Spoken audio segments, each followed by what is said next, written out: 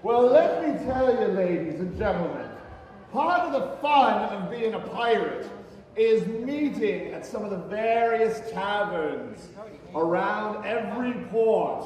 And cheers, folks. Cheers. Cheers. And oftentimes, we will exchange stories. Aye, but many times, it's always very cautious when telling stories. For you see, we oftentimes will steal stories from each other and claim them as our own. Let me tell you, folks, this next story I'm going to share with you was so gruesome, you won't be familiar with it, as it was not in any of the history books. For the story was so gruesome, no historian dared to write about this pirate. For you see, this pirate was a man who went by the name of Captain Bones. Now, Captain Bones was a gruesome human being. And it was said that on every voyage he would sail on, he would not only accumulate much treasure, but he would murder the opposing captains and their crew and take the bodies back to the ship and carve the bodies up until he came to the bones of his victims. And he would take the bones and distribute them all over the ship. Even his own cabin had bones distributed all over the place.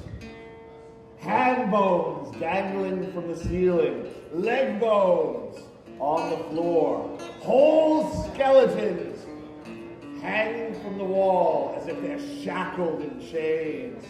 He even had the ship's carpenter take a whole human skull and he would rip it apart, carve it, until make it into a nice mug for his grog. That was what Captain Bones had achieved.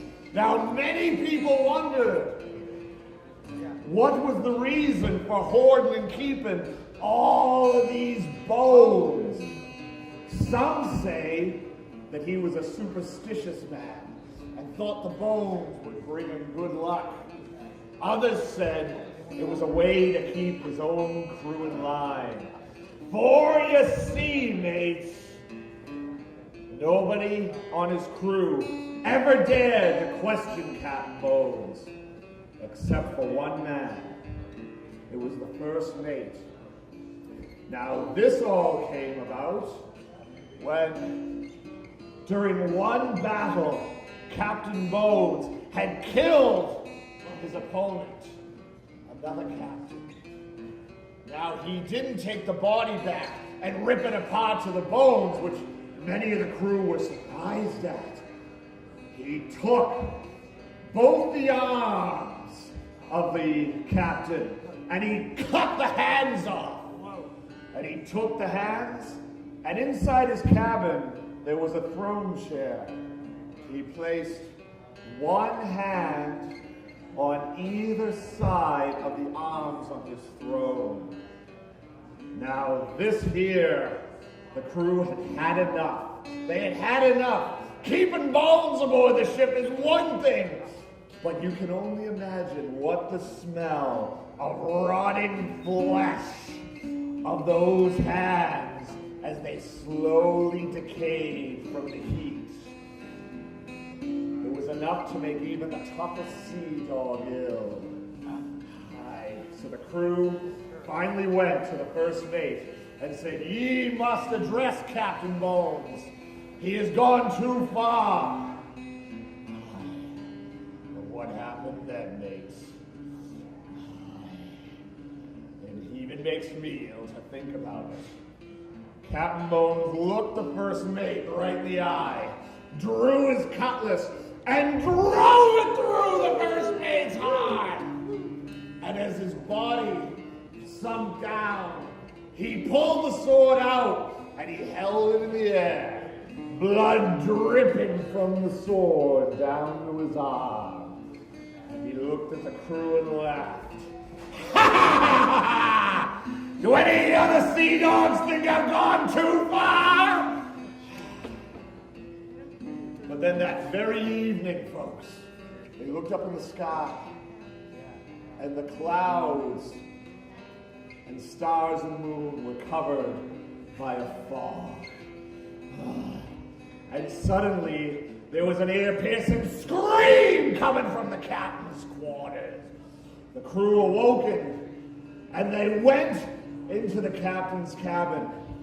And there on the floor was the captain's body, not only dead, but broken as if it was ripped apart. The ship's doctor was called in, and he examined the body, and he said, "Oh my, every bone in Captain Bones' body had been broken." And then one random member of the crew looked around. "Look, mates, look!" And as they looked, every bone the Captain Bones had displayed in his cabin suddenly was vanishing and disappearing, one after the other. And the treasure they had accumulated was all gone. "The ship is haunted! Abandoned ship! Abandoned ship! Abandoned ship!" And they all ran to the lifeboats. But one lifeboat was already gone to sea. So they piled in as many as possible into the only remaining lifeboat and rowed away as fast as they could to get away from the ship. But there ahead of them, in the fog, was a faint light. The light approached them, and then they could make out down below was what looked like a lifeboat, and then a lantern where the light was coming from. But who was holding this lantern? And as the ship got closer and closer to the lifeboat, they saw who was holding the lantern. It was a skeleton figure with little bits of flesh still on his body. He looked and he addressed the crew, and an ear-piercing voice cried out, "Too far! Too far! Too far!"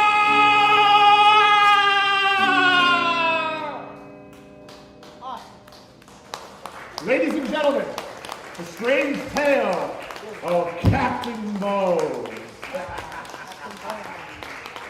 Raise your glasses up if you have them, folks. Cheers to you all. It's a pleasure to be back from the land of the dead and to you, Minstrel Michael. Salute.